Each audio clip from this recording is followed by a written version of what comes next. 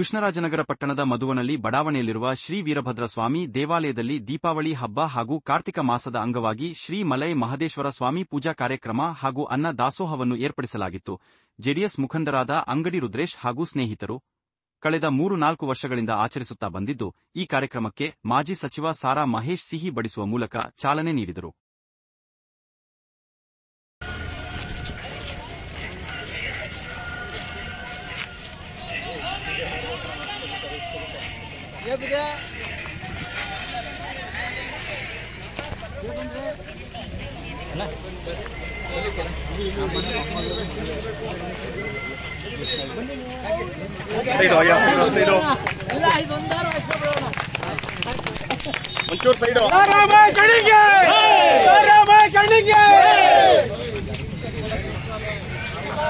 ನಂತರ ಮಾತನಾಡಿದ ಮಾಜಿ ಸಚಿವರು, ರುದ್ರೇಶ್ ಮತ್ತು ಸ್ನೇಹಿತರೆಲ್ಲರೂ ಒಗ್ಗೂಡಿ ಸಮಾಜಮುಖಿ ಕಾರ್ಯಕ್ರಮಗಳನ್ನು ಮಾಡುತ್ತಿದ್ದು, ಎಲ್ಲರಿಗೂ ದೀಪಾವಳಿ ಹಬ್ಬದ ಶುಭಾಶಯಗಳು ಎಂದು ಹೇಳಿ, ಕೆಆರ್ ಪೇಟೆಯ ವಸತಿ ಶಾಲೆಯಲ್ಲಿ ಓದುತ್ತಿದ್ದ ಮೂರುವರು ಪ್ರತಿಭಾವಂತ ವಿದ್ಯಾರ್ಥಿಗಳು ದೀಪಾವಳಿ ಹಬ್ಬದ ಪ್ರಯುಕ್ತ ಶಾಲೆಗೆ ರಜೆ ಇದ್ದ ಕಾರಣ ತಮ್ಮ ಊರಾದ ಸಾಲಿಗ್ರಾಮಕ್ಕೆ ಬಂದಿದ್ದು, ಸ್ನೇಹಿತರೆಲ್ಲ ಒಟ್ಟುಗೂಡಿ ಕಾಲುವೆಯಲ್ಲಿ ಈಜಲು ಹೋಗಿ ದುರದೃಷ್ಟವಶಾತ್ ಮೃತಪಟ್ಟಿದ್ದು ತಿಳಿದು ಮನಸ್ಸಿಗೆ ಬಹಳ ನೋವಾಗಿದೆ.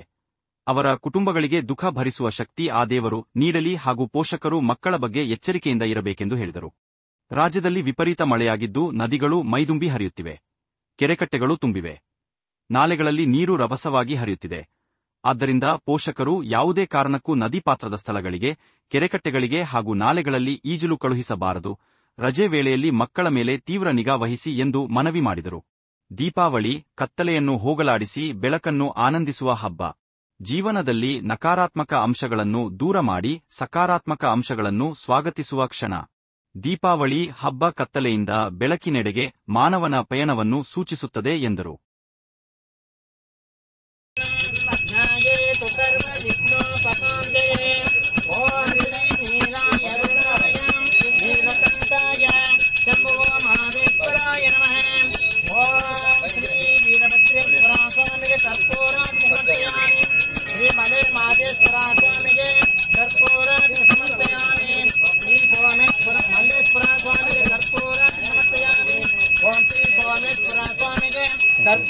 समर्पयामि। ओम श्री नमः शिवाय नमः, श्री रुद्राय नमः, नीलकंठाय नमः, ओम श्री अच्युताय नमः, ओम श्री गजाननाय नमः, ओम श्री नमः शिवाय नमः।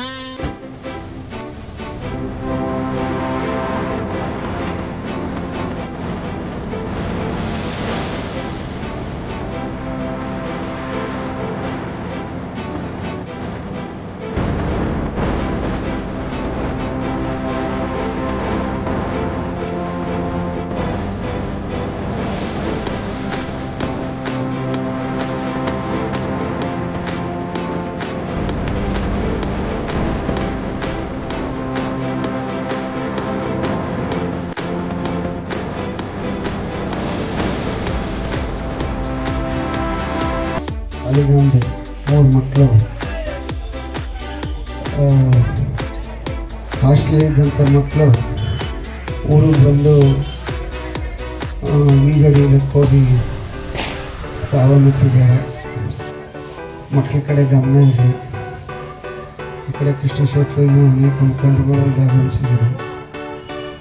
ದೀಪಾವಳಿ ನಿಮ್ಮೆಲ್ಲರ ಜೀವನದಲ್ಲಿ ಬೆಳಗುವಂತಾಗಲಿ ಅಂತೇಳಿ ಸ್ವಾಮಿಯಲ್ಲಿ ಪ್ರಾರ್ಥನೆ ಮಾಡ್ತಾ, ಅದೇನಿದೆ ನಾವು ರುದ್ರೇಶ್ ಮತ್ತೆ ಇವತ್ತು ಯಾರಿಗೂ ದಾಸೋಹ ಮಾಡ್ತಾ ಇದ್ದಾರೆ. ದಾಸೋಹವನ್ನು ಮಾಡ್ತಾ ಇದ್ದಾರೆ. ಒಳ್ಳೆಯದಾಗಲಿ ಅಂತೇಳಿ ಶುಭವನ್ನು ಕೋರಿ ನಾನು ಮಾತನಾಡ್ತೀನಿ.